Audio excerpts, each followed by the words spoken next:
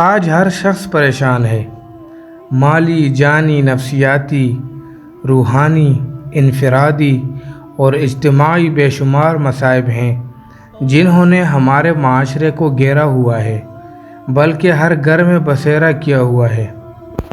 ہر شخص کی زبان پر شکوہ اور شکایت ہے۔ ہر آدمی یہ سمجھتا ہے کہ دوسرا شخص اس کی پریشانیوں کا سبب ہے، جبکہ حقیقت یہ ہے کہ ہر مصیبت کا سبب انسان کے اپنے اعمال ہے، جیسا کہ رب تعالیٰ کا ارشاد ہے، اور جو کوئی تمہیں کوئی مصیبت پہنچی تو وہ اس کی وجہ سے ہے جو تمہارے ہاتھوں نے کمایا، اور بہت سی چیزوں سے درگزر کر جاتا ہے۔ اس لیے اگر ہم اپنے اعمال کو درست کر لیں تو نہ صرف ہم مشکلات سے نجات پا لیں گے بلکہ آنے والے مصائب سے محفوظ بھی ہو سکتے ہیں۔ نمبر 1، شکر کرتے رہنا۔ ہم اللہ تعالیٰ کے فضل و کرم کے سائے میں زندگی بسر کر رہے ہیں۔ بے شمار انعامات ہیں جن کی بدولت ہماری زندگی گزر رہی ہے۔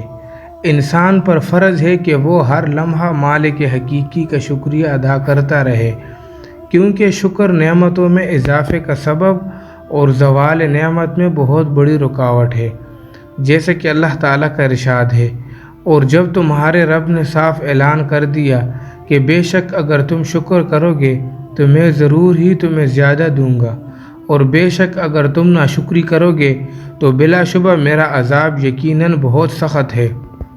اس سے معلوم ہوا کہ شکر کرنے سے نعمتوں میں اضافہ ہوتا ہے، اور ناشکری جسے کفر سے تعبیر کیا گیا ہے، ناشکری سے دنیا ہی میں آدمی عذاب علیم میں مبتلا ہو جاتا ہے۔ چنانچہ اللہ تعالیٰ کا ارشاد ہے، یہ اس لیے کہ بے شک اللہ کبھی وہ نعمت بدلنے والا نہیں جو اس نے کسی قوم پر کی ہو، یہاں تک کہ وہ بدل دیں جو ان دلوں میں ہے، اور اس لیے کہ بے شک اللہ تعالیٰ سب کچھ سننے والا، سب کچھ جاننے والا ہے۔ اس سے معلوم یہ ہوا کہ جب تک لوگ اپنے اعمال میں تبدیلی پیدا نہ کر لیں تب تک اللہ تعالیٰ اپنی عطا اور انعام میں تبدیلی پیدا نہیں کرتے۔ جو قوم شکر گزار بن کر رہتی ہے اس پر مصیبت اور بلائیں نہیں آتی، جیسا کہ رب تعالیٰ کا وعدہ ہے، اللہ تعالیٰ تمہیں عذاب دینے سے کیا کرے گا اگر تم شکر کرو اور ایمان لے آؤ، اور اللہ ہمیشہ قدر کرنے والا، سب کچھ جاننے والا ہے۔ نمبر 2، رسول اللہ صلی اللہ علیہ وسلم کی نافرمانی سے اجتناب کرنا۔ پریشانیوں، مصیبتوں اور مشکلات سے بچاؤ کے لیے ایک طریقہ رسول صلی اللہ علیہ وسلم کی اتباع ہے، کیونکہ آپ صلی اللہ علیہ وسلم کی نافرمانی سے دنیوی مشکلات کا سامنا کرنا پڑتا ہے، جیسے کہ اللہ تعالیٰ کا ارشاد ہے، سو لازم ہے کہ وہ لوگ ڈریں جو اس کا حکم ماننے سے پیچھے رہتے ہیں کہ انہیں کوئی فتنہ آ پہنچے یا انہیں دردناک عذاب آ پہنچے۔ اس آیت میں رسول اللہ صلی اللہ علیہ وسلم کی نافرمانی کرنے والوں کو دنیا میں فتنے میں مبتلا کرنے کی دھمکی دی گئی ہے، اور خود رسول اللہ صلی اللہ علیہ وسلم کا ارشاد گرامی ہے، میرے حکم کی مخالفت کرنے والوں پر ذلت اور رسوائی مسلط کی گئی ہے۔ یہی وجہ ہے کہ آج ہم طرح طرح کے فتن میں مبتلا ہیں، کبھی زلزلوں کا عذاب، کبھی مہنگائی کا عذاب، تو کبھی ظالم و فاسق حکمرانوں کا تسلط۔ سیدنا عبداللہ بن عباس رضی اللہ تعالیٰ عنہ فرماتے ہیں، کیا تم ڈرتے نہیں ہو کہ تمہیں عذاب میں مبتلا کر دیا جائے یا تمہیں زمین میں دھسا دیا جائے، کہ تم کہتے ہو کہ رسول اللہ صلی اللہ علیہ وسلم نے یوں فرمایا اور فلاں نے یوں فرمایا۔ رسول اللہ صلی اللہ علیہ وسلم کی نافرمانی پر عذاب کے واقعات ہیں۔ غزوہ احد میں اللہ تعالیٰ نے ابتدائی طور پر مسلمانوں کو شاندار فتح سے ہمکنار فرمایا۔ کافر مال غنیمت چھوڑ کر بھاگ نکلے۔ رسول اللہ صلی اللہ علیہ وسلم نے تیر اندازوں کا ایک دستہ احد پہاڑ کے مقابل ٹیلے پر متعین فرمایا ہوا تھا، اور انہیں تا حکم ثانی وہاں ہی ٹھہرنے کا حکم دیا۔ ان میں سے کچھ لوگوں نے رسول اللہ صلی اللہ علیہ وسلم کے حکم کی مخالفت کی اور جگہ چھوڑ دی، جس کے باعث اللہ تعالیٰ کی طرف سے مسلمانوں کا عارضی طور پر سخت مصیبت کا سامنا کرنا پڑا۔ سیدنا سلمہ بن اکوع رضی اللہ تعالیٰ عنہ فرماتے ہیں کہ ایک آدمی رسول اللہ صلی اللہ علیہ وسلم کے پاس بیٹھا بائیں ہاتھ سے کھانا کھا رہا تھا، تو آپ صلی اللہ علیہ وسلم نے اس سے فرمایا اپنے دائیں ہاتھ سے کھانا کھاؤ۔ اس نے کہا اس کی استطاعت نہیں رکھتا۔ آپ صلی اللہ علیہ وسلم نے فرمایا تجھے استطاعت نہ رہے۔ راوی فرماتے ہیں اسے اتباع رسول سے صرف تکبر نے روکا۔ مزید فرماتے ہیں وہ اسے اپنے منہ تک نہ اٹھا سکا۔ سیدنا عثمان رضی اللہ تعالیٰ عنہ کے آزاد کردہ غلام فرخ سے روایت ہے کہ عمر رضی اللہ تعالیٰ عنہ مسجد کی جانب نکلے، تب وہ امیر المومنین تھے، تو انہوں نے راستے میں غلے کا ایک ڈھیر دیکھا تو پوچھا یہ غلہ کیسا ہے؟ لوگوں نے کہا ہمارے ہاں غلہ لایا گیا ہے۔ انہوں نے دعا دیتے ہوئے کہا کہ اللہ تعالیٰ اس میں اور اسے لانے والوں میں برکت فرمائے۔ امیر المومنین سے کہا گیا کہ اس نے ذخیرہ اندوزی کی ہے۔ عمر رضی اللہ تعالیٰ عنہ نے پوچھا کہ اس کی ذخیرہ اندوزی کرنے والا کون ہے؟ لوگوں نے کہا کہ عثمان رضی اللہ تعالیٰ عنہ کے آزاد کردہ غلام فرخ اور عمر کے آزاد کردہ فلاں نامی غلام۔ سیدنا عمر رضی اللہ تعالیٰ عنہ نے دونوں کو بلایا اور ان سے پوچھا تم دونوں کو کس نے مسلمانوں کے غلے کی ذخیرہ اندوزی کرنے پر آمادہ کیا ہے؟ وہ عرض کرنے لگے اے امیر المومنین، ہم اپنے ہی مالوں سے خریدتے اور بیچتے ہیں۔ عمر رضی اللہ تعالیٰ عنہ نے کہا میں نے رسول اللہ صلی اللہ علیہ وسلم کو سنا، آپ فرما رہے تھے جس نے مسلمانوں سے ان کے اناج کو ان کی ضرورت کے باوجود روکا تو اللہ تعالیٰ اس پر افلاس یا کوڑ کی بیماری مسلط کر دیتے ہیں۔ فرخ نے اسی وقت عرض کیا اے امیر المومنین، میں اللہ تعالیٰ اور آپ سے وعدہ کرتا ہوں کہ میں کبھی غلہ میں لوٹ کر نہیں آؤں گا، یعنی غلے والا کاروبار چھوڑ دیتا ہوں۔ عمر رضی اللہ تعالیٰ عنہ کے آزاد کردہ غلام نے کہا ہم تو اپنے ہی مالوں سے خریدتے ہیں اور بیچتے ہیں۔ ابو یحییٰ فرماتے ہیں بلا شبہ میں نے عمر رضی اللہ تعالیٰ عنہ کے آزاد کردہ غلام کو کوڑ کی بیماری میں مبتلا دیکھا۔ نمبر 3، تقوی اختیار کیجیے۔ پریشانیوں سے بچاؤ کا ایک سبب تقوی بھی ہے، جیسا کہ اللہ تعالیٰ کا ارشاد ہے ایسی جگہ سے رزق دیتا ہوں جہاں سے اس کا گمان بھی نہ ہو۔ نمبر 4، دنیاوی سزاؤں کا معجب بننے والے اعمال سے گریز کرنا۔ ہمارے ہاں عام طور پر سمجھا جاتا ہے کہ گناہ کا ارتکاب کرنے سے آخرت میں عذاب ہوگا، جبکہ حقیقت یہ ہے کہ ہر گناہ کا دنیا میں بھی وبال ہوتا ہے، ہر گناہ کی دنیا میں بھی نحوست ہوتی ہے، جیسا کہ رب تعالیٰ کا ارشاد ہے اور جو کوئی تمہیں کوئی مصیبت پہنچی تو اس کی وجہ سے ہے جو تمہارے ہاتھوں نے کمایا، اور بہت سی چیزوں سے درگزر کر دیا جاتا ہے۔ تو وہ اعمال جن کے باعث دنیا میں سزا دی جاتی ہے، ایسے گناہوں سے کلی اجتناب کیا جائے۔ نمبر 5، گناہوں سے معافی مانگنا۔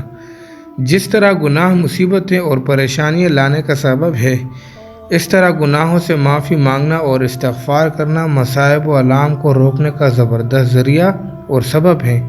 اللہ تعالیٰ کا اپنے بندوں سے وعدہ ہے اور اللہ کبھی ایسا نہیں کہ انہیں عذاب دے جبکہ تو ان میں سے ہو، اور اللہ انہیں کبھی عذاب دینے والا نہیں جبکہ وہ بخشش مانگتے ہیں۔ سیدنا فضالہ بن عبید رضی اللہ تعالیٰ عنہ فرماتے ہیں کہ رسول اللہ صلی اللہ علیہ وسلم نے ارشاد فرمایا بندہ جب تک استغفار کرتا رہتا ہے اللہ تعالیٰ کے عذاب سے محفوظ رہتا ہے، یعنی جب تک کسی قوم میں 2 چیزیں موجود ہوں وہ عذاب سے بچی رہتی ہیں۔ نمبر 1، قوم میں اللہ کا نبی موجود ہو تب تک اس قوم پر اللہ کا عذاب نہیں آتا۔ دوسری بات یہ ہے کہ وہ اس قوم پر بھی اللہ کا عذاب نہیں آتا جب تک وہ توبہ استغفار کرتی رہتی ہیں۔ یہ اللہ کی طرف سے بندوں کے لیے امان اور تحفظ ہے۔ اے اللہ، اب اللہ کے نبی قوم میں موجود نہیں ہیں، اب ہمارے پاس صرف عذاب سے بچاؤ کی صرف ایک امان ہے اور وہ ہے کثرت سے استغفار کرنا، لہٰذا اس میں کبھی بھی کمی اور کوتاہی نہیں کرنی چاہیے۔ نمبر 6، نیک اعمال انسان کا راس المال ہیں، اسی کے لیے انسان کو پیدا کیا گیا اور اسی کی بدولت اس کے لیے دنیا و آخرت میں سعادت کی زندگی ہے۔ جو شخص نیک اعمال کرتا ہے اللہ تعالیٰ اسے ہمیشہ پریشانیوں سے محفوظ رکھتا ہے۔ اسی بات کی نصیحت رسول اللہ صلی اللہ علیہ وسلم نے فرمائی۔ چنانچہ سیدنا ابو ہریرہ رضی اللہ تعالیٰ عنہ سے روایت ہے کہ رسول اللہ صلی اللہ علیہ وسلم نے ارشاد فرمایا، ایسے فتنے سے پہلے جو کہ تاریک رات کے ٹکڑوں کی مانند ہوں گے، اچھے اعمال کرنے میں جلدی کرو۔ آدمی صبح کے وقت مومن ہوگا اور شام کو کافر ہوگا، یا شام کو مومن ہوگا اور صبح کو کافر ہوگا، وہ دنیا کے ساز و سامان کے بدلے میں اپنے دین کو بیچ دے گا۔ نمبر 7، اگر بالفرض کوئی مشکل اور مصیبت آ بھی جائے تو اللہ تعالیٰ سے دعا کی جائے اور اپنے خاص اعمال کو وسیلہ بنایا جائے، جیسا کہ غار والوں نے کیا اور اللہ نے انہیں اس مصیبت سے نجات دے دی۔ نمبر 8، صدقہ و خیرات کرنا۔ مصائب و آلام کا نزول اس وقت ہوتا ہے جب بندے بدعمالیوں کے سبب اللہ کی رحمت کو روک دیتے اور اس کے غضب کو بھڑکاتے ہیں، جبکہ صدقہ ایسی عظیم نیکی ہے جو اللہ کے غضب کو ٹھنڈا کر دیتی ہے۔ رسول اللہ صلی اللہ علیہ وسلم نے فرمایا، بلا شبہ خفیہ طور پر کیے جانے والا صدقہ اللہ تعالیٰ کے غضب کو ٹھنڈا کر دیتا ہے۔ نمبر 9، آسودگی میں کثرت سے دعا کرنا۔ مشکلات میں دعا کرانے کے لیے اصول یہ ہے کہ صرف تنگی اور پریشانی ہی میں اللہ تعالیٰ سے رابطہ نہ کیا جائے، بلکہ خوشحالی اور آسانی کے دنوں میں بھی اسے یاد کرتے رہیں۔ سیدنا ابو ہریرہ رضی اللہ تعالیٰ عنہ سے روایت ہے کہ رسول اللہ صلی اللہ علیہ وسلم نے ارشاد فرمایا، جو اس بات کو پسند کرے کہ شدید حادثات اور مصیبتوں میں اللہ تعالیٰ اس کی دعا قبول فرمائے تو وہ تونگری، صحت، فراغت اور عافیت میں زیادہ دعائیں کرے۔ جو شخص چاہتا ہے کہ تنگی اور پریشانی میں اس کی دعا قبول ہو، اسے چاہیے کہ وہ آسانی اور خوشحالی کے دنوں میں کثرت سے دعا کرتا رہے، یعنی دعا والا تعلق اور رابطہ مضبوط اور تازہ رکھے۔ محض تنگی میں اللہ کو یاد کرنا یہ مسلمانوں کا طریقہ نہیں۔ پریشانی میں تو کافر اور ملحد بھی اللہ کو پکار لیتے تھے۔ اللہ تعالیٰ ان کی حالت بیان کرتے ہوئے فرماتے ہیں، اور جب ہم انسان پر انعام کرتے ہیں وہ منہ موڑ لیتا ہے اور اپنا پہلو دور کر لیتا ہے، اور جب اسے مصیبت پہنچتی ہے تو لمبی چوڑی دعا والا ہو جاتا ہے۔ کہہ دے، کیا تم نے دیکھا کہ اگر وہ اللہ کی طرف سے ہوا پھر تم نے اس کا انکار کر دیا تو اس سے زیادہ کون گمراہ ہوگا جو بہت دور کی مخالفت میں پڑا ہو۔ نمبر 10، مصائب سے بچاؤ کی دعائیں اور اذکار۔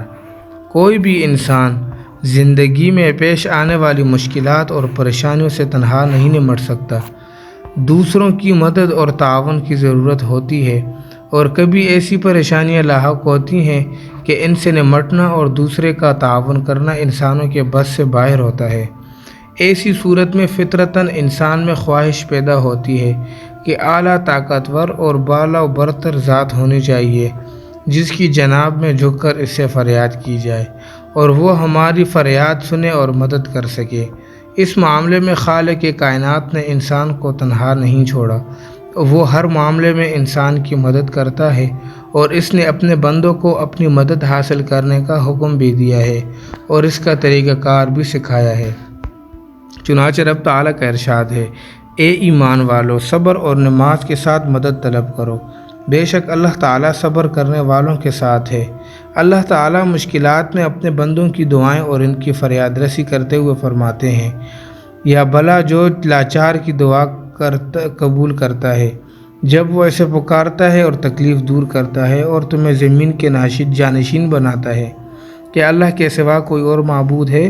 بہت کم تم نصیحت قبول کرتے ہو۔ تکلیف اور پریشانی میں یہ دعائیں پڑھی جائیں، یا حی یا قیوم برحمتک استغیث۔